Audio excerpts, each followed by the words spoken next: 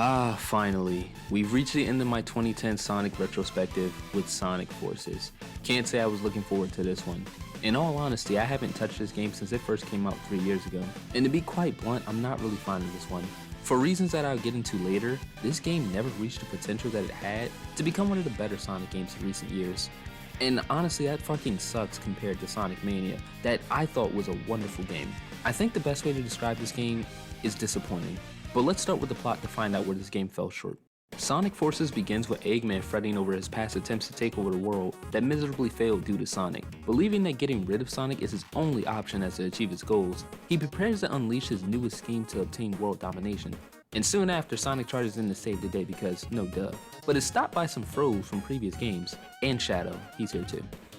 All the familiar faces are accompanied by a new foe that goes by the name of Infinite. Together, they collectively whoop Sonic's ass and Mans is down.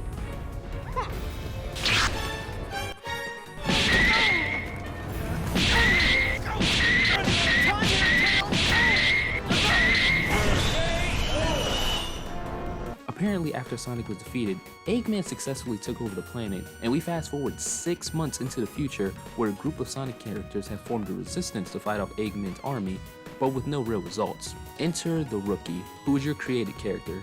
They are hyped up to be the key of success in stopping Eggman's plan, even though they don't really do much of anything in the plot, or are worthy of being acknowledged as the key to success, which is really funny considering his classic Sonic is back as well, and he doesn't do a damn thing in this story. No, seriously, why the fuck is he here if he has no purpose? We already got enough classic Sonic love with Sonic Mania, why waste development time bringing him back? He doesn't belong here, and to defend the Rookie a little bit, at the very least, he did rescue Sonic. And Sonic looks great for somebody that was supposed to have been tortured by Eggman for 6 months, but okay. Getting back to the story, however, once Sonic gets back, nothing super important happens. The game runs into Eggman and Infinite a few times. We find out Infinite has been making replicas of past enemies. Both Eggman and Infinite get defeated with the power of teamwork, and before you know it, the game ends in about 2 hours. Now, I don't mean to be super negative, but the story is the first big issue that I have with the game. Yeah, things kinda make sense for the most part, but the reasoning for everything is stupid as hell. First and foremost, who the fuck is Infinite and why should I care? He kinda just shows up when Sonic is getting his ass kicked with no real introduction or lines. Then when Sonic meets up with him for a second confrontation, he barely acknowledges his existence. Like, bruh, if you're gonna be a villain, kinda be relevant in the story. Second, why is this game taking a more serious route towards the plot? I know that this retrospective has only touched on games with a more lighthearted tone, but that's because there were too many games that fucked up due to their more serious nature. Like, Sonic is presumably dead, and they say that Tails has lost his mind. And everyone in this game talks like they have a stick shoved up their ass. Third, even with this game's darker tone, the story is very honestly boring as hell. The game starts off stupid as hell for about 2 hours, and then it ends. It's sad to say that the story suffers from being boring, but it's not the only part of the game that suffers from this issue. Moving on to the gameplay side of things, there isn't much different from what we are previously accustomed to.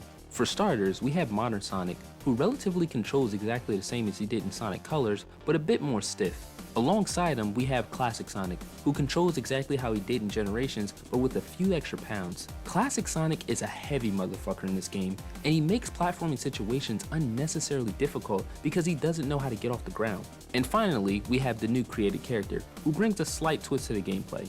The created character can run like Sonic but not as fast, and he has 2 additional items to his arsenal. He has a grappling hook allowing him to homing attack, and he's also equipped with a flamethrower that is good with taking down hordes of enemies. Nothing complex here, and fortunately everything works like it should, which is definitely a compliment considering how Sonic games struggle with control. But the real issue here lies in the level design.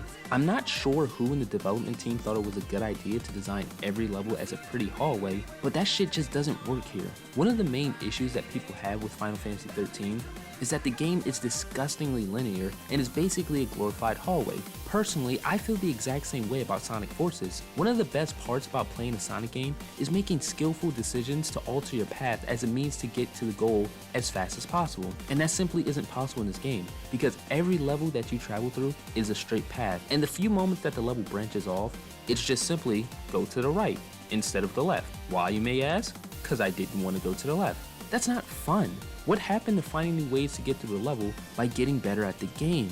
Not to mention, each level only lasts about 2 minutes, if that. So even if the levels were more enjoyable, they are cut too short to even get a chance. Same thing goes for the classic Sonic levels. You hold right for a minute and a half and then the level's over, and to be quite honest, it's terribly boring. It sucks because this game is absolutely beautiful. The level aesthetics especially look amazing, but that doesn't mean jack shit to me if I'm not having fun. Although this game only lasts for 2 hours, I had a miserable time getting footage, and that's because every level was boring. Every level is a hallway, and every level felt like a waste of time. Not to mention that the music isn't the greatest in this game, which is surprising to me because Sonic game music is normally really good. And for reasons like that, I'm gonna keep this review fairly short. There wasn't too many things that I found worth loving or hating. It's weird to describe, but for me, Sonic Forces is flat out boring. I didn't enjoy my time with this game at all because completing the game felt like more of a chore than a hobby. And if any video game brings you to that point, I don't think it's worth your time. I can confidently say that Sonic Forces is a waste of your time and a waste of your money. Do not bother touching it, it is not worth the effort. With that being said, I am finally done with Sonic for the time being. It was a really nice journey seeing Sonic relatively get back on his feet with a few hiccups, but for the most part, I would like to move on to a different franchise. Until then, I hope you guys enjoyed the video. If you did, remember to hit the like button and subscribe if you're new. And as always, stay tuned for the next video. Inside.